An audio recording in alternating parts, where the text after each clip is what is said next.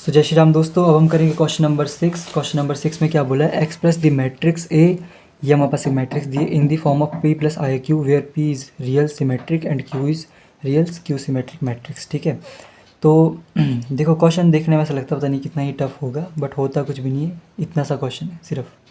ठीक है, तो इसमें बोला क्या है, बेसिकली एक मैट्रिक्स है, उसको आपको पी प्लस आयोटा क्यू की फॉर्म में लिखना है, या फिर मैं इसको बोलूँ इसको आपको तोड़ करके इस फॉर्म में लिखना है सच दैट पी हमारे पास सिमेट्रिक मैट्रिक्स हो जिसमें रियल नंबर्स है, क्यू भी हमारे पास रियल नंबर वाली क्यू सिमेट्रिक मैट्रिक्स होनी चाहिए। तो बहुत ईजी है, थोड़ा सा हम स्टार्ट करेंगे क्वेश्चन को तब समझ में आएगा। ठीक है, इसमें बोला क्या है, तो ये जो मैट्रिक्स है मैंने पहले लिख दी है। ठीक है, अब ये देखो यहाँ पे हमारे पास क्या है, ये है ए मैट्रिक्स। ठीक है, इसको किस तरह से लिखना है, पी प्लस आयोटा क्यू की फॉर्म में लिखना है। ये कैसे लिखेंगे, पहले हम यहाँ पे ये देखो, यहाँ पे हमारे पास बेसिकली नंबर्स किस तरह के, कॉम्प्लेक्स नंबर्स है। कॉम्प्लेक्स नंबर मतलब ए प्लस आयोटा बी टाइप के एलिमेंट्स है। ठीक है, तो अगर हम जितने भी हमारे पास ये जो ए वाली टर्म्स है, ठीक है, रियल पार्ट वाली टर्म है, उनका एक अलग मैट्रिक्स बना दें। जितने भी हमारे पास आयोटा के कोफिशिएंट्स वाली मैट्रिक्स हमारे पास जो टर्म है उनकी एक अलग मैट्रिक्स बना दे, तो इसको हम बोलेंगे पी मैट्रिक्स, इसको बोलेंगे क्यू, और आयोटा ले लेंगे बाहर, इसी को हम बोलेंगे पी प्लस आयोटा क्यू। ठीक है, तो कुछ ऐसा स्पेशल नहीं कि भाई ये कहाँ से आ गया पी प्लस आयोटा क्यू, यही चीज़ है। ठीक है, तो जैसे बात मान लो यहाँ पे हम क्या कर लेते हैं, पहले जितने भी हमारे पास में रियल पार्ट वाले उसको एक अलग मैट्रिक्स बना के लिख देते हैं।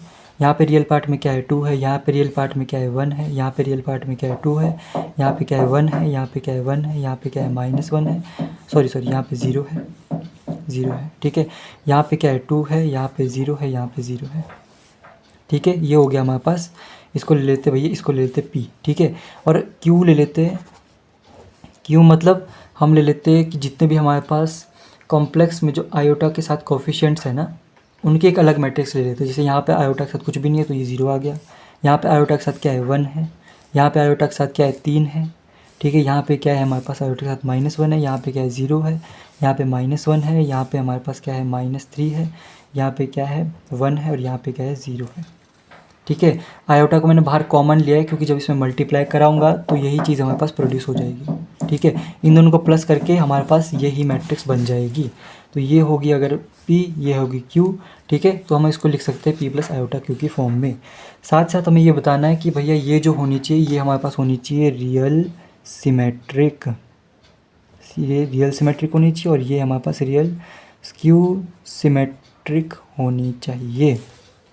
तो रियल है, रियल नंबर है सारे, इसमें भी सारे रियल नंबर है क्योंकि आयोटा तो हमने बाहर लिया है। ठीक है, बाकी सिमेट्रिक है कि नहीं है वो हम देखते हैं। सिमेट्रिक के लिए अगर हमारे पास P equals to P transpose के बराबर आ जाए तो ये हमारे पास सिमेट्रिक होगी। ठीक है, पी ट्रांसपोज निकालते जितने भी हमारे पास रो उसको कॉलम कर लेंगे, तो रो ये है इसको कॉलम में कर देंगे, सेकेंड रो को कॉलम में कर देंगे 1 1 0, इसको कॉलम में कर देंगे 2 0 0। ठीक है, तो क्या हमारे पास ये मैट्रिक्स इसके बराबर आ रही है, देखो 2 1 2 2 1 2 1 1 0 1 1 0 2 0 0 2 0 0, तो ये क्या हो गया हमारे पास बराबर हो गया। तो हैंस प्रूव्ड ये क्या है, एक सिमेट्रिक मैट्रिक्स है।